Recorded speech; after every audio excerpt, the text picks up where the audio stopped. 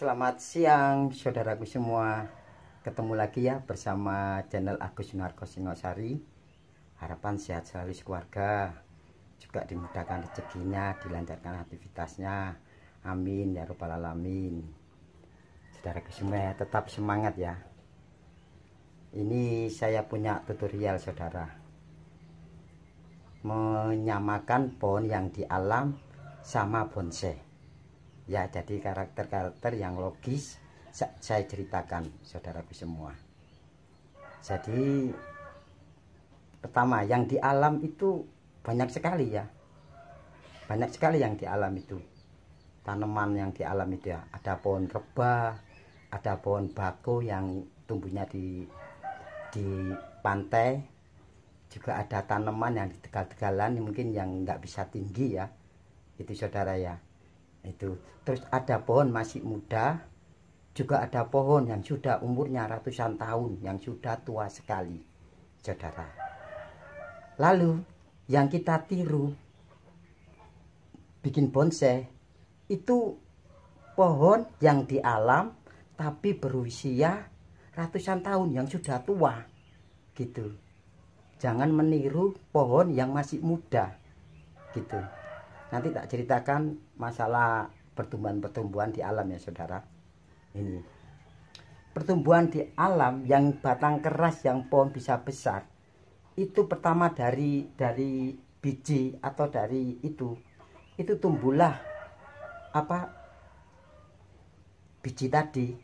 Itu tumbuhlah contoh ya, kayak sawo, kayak apa kan ada keciknya. Kalau itu kan ada buahnya. Itu tumbuhnya seperti camba ya, tumbuhnya langsung cambanya itu ada di atas, dia mekar, buka, keluar daun. Nah, keluar daun walaupun itu daun 2, itu daun 1 keluar daun, terus melurus terus ke atas. Nah, sudah ke atas, sudah tinggi, dia mulai bikin cabang. Nah, bikin cabang tadi dari pertama keluar bikin cabang itu larinya enggak langsung menurun, dia tetap berdiri ke atas gitu ya saudara. Dressing ada ayam ini, tak push dulu ya. Lalu tumbuhnya yang ke atas tadi berdiri, dia batang tadi menciptakan cabang-cabang ya, larinya ke atas gini ya, larinya ke atas. Lalu muncullah anak cabang, tunas anak cabang ya. Anak cabang yang mulai dari cabang pertama, cabang kedua, cabang ketiga, muncullah anak cabang. Nah, anak cabang semakin banyak tadi, keluarlah ranting-ranting tadi ya. Ranting-ranting tadi. Nah, kenapa kok orang bikin bonsai itu kok dikasih kawat terus merundukkan, diturunkan gini gitu? Karena kebanyakan anak cabang tadi dengan ranting-ranting tadi, dia itu kebebanan, lalu dia mengalun ke bawah gitu ya saudara, mengalun ke bawah. Kalau sudah mengalun saudara ya, itu berarti adanya anak cabang dan ranting-ranting banyak sekali. Nah, itu terus dia itu mengalun itu ya, karena kebebanan. Nah, di bonsai karena adanya kawat, kita nirukan mengalunnya tadi, kita turunkan seperti pohon yang sudah kebebanan cabang, anak cabang dan ranting-ranting itu adanya kawat ya saudara. Nah, lalu kenapa kok mahkota selalu segitiga?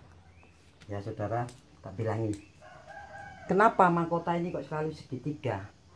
Karena pohon yang sudah ratusan tahun itu dia nggak bakalan tumbuh lagi ke atas. Dia sudah merunduk seperti adanya mahkota seperti ini.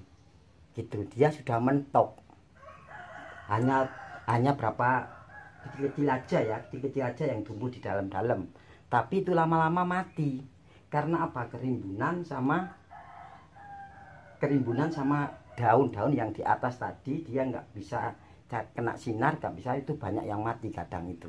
banyak yang mati, ada yang bisa keluar mencari sela-sela, ada gitu ya. Jadi kalau yang mati-mati itu berarti itu menimbulkan, tak dekatkan ya, seperti cabang-cabang seperti ini. Nah, cabang-cabang seperti ini hanya ada di sini. Nah, kalau orang bonceng kan yang di dalam-dalam diambilin. Nah, itu menirukan pohon yang melihatkan cabangnya benar-benar tumbuhan di dalam itu mati. Enggak tumbuh, hanya di ujung-ujung gitu aja. Saudara ya. Gitu. Yang ada di ujung-ujung aja. Itu bertandanya kalau di bidang bonsai, di tanam bonsai itu mengeluarkan flow-flownya gerakan cabang-cabang tadi gitu saudara. Akhirnya timbullah keluar natural seperti di alam. Lah natural gini, sampai kalau lihat bonsai di jauhan kelihatan bulat kan, coba sampai dekatin, nanti kan kelihatan gerakan cabangnya, juga anak cabangnya, juga itunya gerakan dasar batang seperti ini kelihatan. Nah, juga masalah penilaian di kontes. Kalau kita lihat bonsai dari jauh tetap aja kayak rimbun gini. Tapi di dalam itu kan ada jarak dekatnya. Jadi kelihatan flow-flownya, juga alunan-alunan daun-daunnya gini ada semua kelihatan gitu. Kenapa trainer menciptakan, oh ini saya turunkan, oh ini saya gitukan, karena apa? Melihatkan cabang yang besar-besar ini, udah gelap ya, melihatkan cabang yang besar ini biar kelihatan, biar nampak. Lah kalau sudah nampak seperti itu, tandanya itu keluar naturalnya, juga mirip dengan pohon yang sudah ratusan tahun. Lalu juga aura pohon ini benar-benar walaupun kecil dilihat seperti pohon besar gitu saudara. Nah itu ya yang untuk membandingkan bonsai sama di alam yang pohon yang sudah ratusan tahun gitu saudara. Lalu saya bercerita masalah tadi yang saya sebutkan ya saudara, masalah pohon yang adanya di alam seperti pohon rebah, terus ada pohon baku, terus ada juga pisang, ada pohon kelapa. Nah itu tidak boleh kita tiru. Contoh, kenapa kok nggak bisa kita tiru? Tak jelaskan ya saudara. Untuk pertama pohon rebah aja ya. Pohon rebah karena dia itu nggak punya cabang yang keras ya saudara. Dia melentur. Jadi selalu datangnya itu merunduk gitu. Nah itu. Nah, lalu yang rebah tadi, coba sampai lihatkan kalau seandainya pohon rebah tadi ya, pohon rebah tadi itu sampai pruning total habis, hasilnya bagus gitu, tapi cabangnya itu ada yang di bawah, ada yang ke bawah, ada yang itu selalu rimbun kayak ayu gitu aja. Coba sampai lihat ya, sampai pruning pohon tadi, yang pohon rebah tadi itu seperti bako juga ya. Bako itu tumbuhannya di laut ya, di laut. Dia nggak bisa tinggi. Karena mungkin kalau tinggi itu bisa roboh ya, karena mungkin kekuatan cengkeraman di air itu mungkin rawan ya. Gitu. Jadi ya cukup segitu aja. Gitu adanya di alam. Coba pohon bako sampai pruning total. Ada yang mati ya, saya lihat. Itu sempat ada yang mati ya. Jadi ya bagus ya kayak bonsai gitu. Tapi kayak bonsai, bukan bonsai kayak pohon tua gitu saudara. Juga keluar naturalnya karena dia kelihatan ranting-rantingnya penuh sekali. Cabang dan cabang kelihatan penuh sekali. Jadi ya kelihatan natural adanya di alam. Nah itu. Tapi jangan salah, bonsai yang ditiru itu pohon yang ada di alam udah ratusan tahun ya. Tak ulang lagi ya ini saudara, biar hafal ya. Jadi kita yang ditiru itu jangan pohon rebah, jangan pohon yang nggak bisa tinggi, malah terbalik gitu saudara. Kalau kita bikin bonsai seperti pohon reba-reba gitu, nggak perlu kawat, nggak perlu itu, saya yakin. Langsung aja ambil aja di tegalan, potong bulat, lalu kita pruning, itu sudah natural. Ya benar-benar natural, memang nggak disentuh orang. Tapi kalau bisa, jangan ditiru seperti itu ya saudara. Kalau bisa bonsai meniru pohon yang sudah ratusan tahun. Jadi mulai dari awal sampai itu kita itu main bonsai itu jadi benar-benar seperti bonsai yang sudah ratusan tahun, saudara. Jangan ayu-ayuan gitu aja, gitu, saudara. Itu ya saudara. Jadi saya bercerita itu saya logiskan gitu. Tidak syukur saya bercerita karena dari pengalaman saya kalau perjalanan waktu pameran di Jakarta, mulai di Bandung, di itu ya pokoknya Jawa Barat ya, di itu saya itu selalu tidak tak lihat itu pertokoan atau makanan itu enggak. Saya selalu melihat adanya pohon yang besar-besar, yang naturalnya keluar, yang tua sekali, yang itu kejadian yang aneh-aneh ya. Nanti tak ceritakan masalah kejadian seperti pohon ini. Saya juga pernah melihat gitu saudara. Nah gini, kenapa saya kok bikin bonsai seperti ini, kok tak larikan. Kalau di bidang bonsai ya, ini gaya slanting, ada slanting, ada semi gasketnya ya, itu. Karena apa saya bikin bonsai seperti ini? Saya juga ngimbangin pohon yang di alam yang sudah ratusan tahun yang kena bencana gitu. Yang kena bencana, pohon ini dari gerak dasar aja sudah larinya menggelung gini. Nah kalau sudah menggelung seperti ini, berarti saya harus melanjutkan mengimbangkan. Kenapa pohon ini kok bisa menggelung gini? Karena kebebanan cabang dan anak cabang tadi saudara. Gitu ya, saya lanjutkan seperti ini. Loh, kenapa kok tak kasih kering-keringan gini? Karena di bidang waktu kejadian bencana itu ada terjadilah kerusakan cabang yang mati karena dari akar ini bongkar. Nah, jalur akar ini itu larinya ke atas untuk mencuplai makanan cabang-cabang tadi. Sebagian cabang tadi karena ini ada yang putus, ada yang itu, akhirnya timbullah mati cabang, mati itu. Nah, timbullah seperti itu. Yang ada sisa yang hidup mungkin ada berapa itu akarnya tadi yang jongkat ini ya, ini jongkat ya, ini ya. Jongkat jadi punya ke sana. Jadi dia menghidupi sisa-sisa cabang-cabang tadi gitu. Yang sudah akarnya sudah putus atau gimana, sudah enggak kan karena bongkar, karena akarnya mungkin ke dalam tanah nggak bisa makanan, itu bisa akar tadi itu mati, timbullah yang mati di sini, timbullah keringan, mengeluarkan kering-keringan seperti ini, busuk, mengering, yang hidup cabang yang akar yang hidup memenuhi berapa cabang dan sampai ujung gitu saudara. Jadi saya mengimbangkan bikin bonsai juga logis gitu. Kalau nggak percaya ya, coba potong akar satu gitu, satu nanti di dekatnya jalur. Nanti lihat pohon ini pasti ada salah satu cabang yang mati karena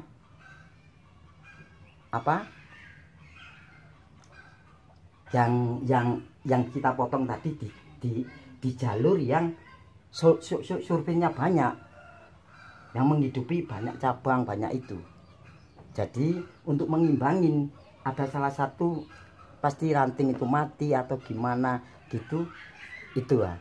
Jadi maka dari itu kalau kita bikin bonsai, kita potong biar akar itu mecah. Kita akan bikin bonsai kan dipotong, dipendekkan lagi ya, des masih bakalan ya. Nah kalau masih bakalan itu nggak bakalan mati karena dia suplai makanan tadi itu berkurang, nggak ada yang di atas itu nggak terlalu banyak gitu saudara. Coba bonsai yang jadi, sampean berani motong akar satu gitu, saya ingin tahu. nanti salah satu mesti ada cabang atau anak ranting mesti mati gitu, Sir. Kecuali kita motong masih serabut ya, ngimbangin sama atas kan, mari ngimbangi sama atasnya. Berarti kalau serabutnya kita potongin enggak masalah sekali, asal atasnya agak dipotongin juga gitu. Jadi mengimbangkan ya saudara. Lalu ini masalah motong ya saudara, tadi tak ceritakan ya untuk kehidupan di alam ya. Di alam itu banyak sekali ya, banyak sekali ya, tapi tolong jangan ditiru pohon yang di alam gitu ya. Tirulah pohon yang di alam udah umurnya ratusan tahun. Lalu saya bercerita masalah potong untuk susunan sap-sapan. Kalau cabang yang ke bawah ya tetap ke bawah ya, yang di atas ya tetap di atas ya, jangan sampai ke bawah dilarikan ke atas, jangan ya merunduknya. Nah itu. Lalu caranya motong gini, yang bawah aja diambilin biar melihatkan jari-jari yang tadi tak bilangan flu-flu tadi itu biar kelihatan ya cara motong ya itu. Kedua, kalau ini sudah trepes seperti ini ya, sudah trepes, kita bikin kayak di sini. Nah, karena cabang yang di atas dilihatkan ini motongnya harus pendek segini, terus dilihatkan yang belakang agak ke belakang biar suncunan tadi itu kelihatan. Jadi agak trepes ya. Untuk kita potong tadi itu melihatkan yang di atasnya tadi, alunan tadi. Nah, seperti ini juga melihatkan alunan tadi, alun-alunan tadi, saudara. Jadi timbullah seperti ini sap-sapan ya. Sap-sapan ini belum saya potong karena masih baru mupus, baru itu saya tak potongin lagi. Nanti kalau sudah itu saya potongin ya saudara. Nah, jadi yang nggak perlu yang ke bawah-bawah ini aja dipotongin terus, nggak masalah saudara. Yang di bawah-bawah ini, yang di atas jangan dulu gitu ya saudara. Nah, udah mengerti ya cara bikin bonsai ya. Sebenarnya mudah sekali kok bikin bonsai itu kalau kita memang benar-benar tahu di alam. Nah, itu terus digabungkan di alam itu juga kita gabungkan. Waktu dulu adanya bonsai itu ada peraturan saudara, ada peraturan gimana kalau kita niru di alam, walaupun ratusan tahun cabang mungkin saling silang ya saudara, tapi di aturan tadi itu digabungkan dengan pohon adanya di alam yang sudah ratusan tahun. Jadi contoh, dari gerak dasar bawah itu kosong ya saudara, ada baru tumbuhlah cabang seperti saya ceritakan tadi. Ada baru munculnya cambah tadi, keluar cabang itu semakin meninggi, semakin terus meninggi, akhirnya dijangkau manusia aja. Cabang pertama itu sulit ya. Jadi kalau bisa jangan terlalu dekat kalau bikin bonsai yang niru pohon yang sudah ratusan tahun. Seandainya ada cabang yang di bawah itu tumbuhan, itu namanya nanti jadinya hasilnya twin. Nah, kalau twin, tumbuhan ada di bawah, twin juga berdiri dulu keluar nyari cahaya saudara, nyari cahaya. Nah, itu timbullah judul twin ya saudara, twin. Tapi karena induknya sama tumbuhan tadi itu dahuluan induknya, jadi ini dibikin seakan-akan agak pendek daripada yang induknya gitu. Itu hasilnya twin. Seandainya keluar 3 itu juga sama, larinya ya di atas dulu, itu jadinya triple gitu, jadilah triple. Nah itu jangan sampai ke atas gini langsung kependekin gini, cabang dari sini itu sudah melanggar kalau dari aturan-aturan bonsai dulu-dulu itu ya. Nah, tetap kriteria itu kalau bisa digabungkan dengan pertumbuhan pohon yang ada di alam tapi berusia ratusan tahun saudara. Jadi minimal harus ada. Ibaratnya orang kecil di sini itu nggak bakalan ada cabang kita pendek panjat gini, nggak ada. Yang ada itu pohon reba yang cabangnya pendek-pendek di sini saudara. Nah itu ya, yang terlalu dekat di akar itu. pohon yang tumbuh di tegal-tegalan itu, tumbuh pohon di apa, di kayak seperti bako tadi. Karena apa, dia sudah nggak punya besar, bibitlah tumbuhan kecil-kecil di akar-akarnya gini saudara. Itu sifat pohon rebah gitu saudara. Jadi kalau bisa jangan tiru pohon yang ada di alam tapi yang rebah ya saudara.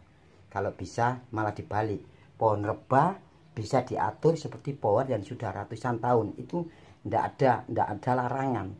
Karena yang kita bikin bonsai itu juga ada tanaman rebah, juga ada tanaman yang berbatang keras, juga bisa tinggi ada gitu saudara.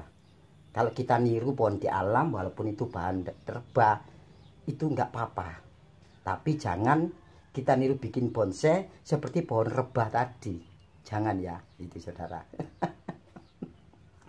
Gitu saudara.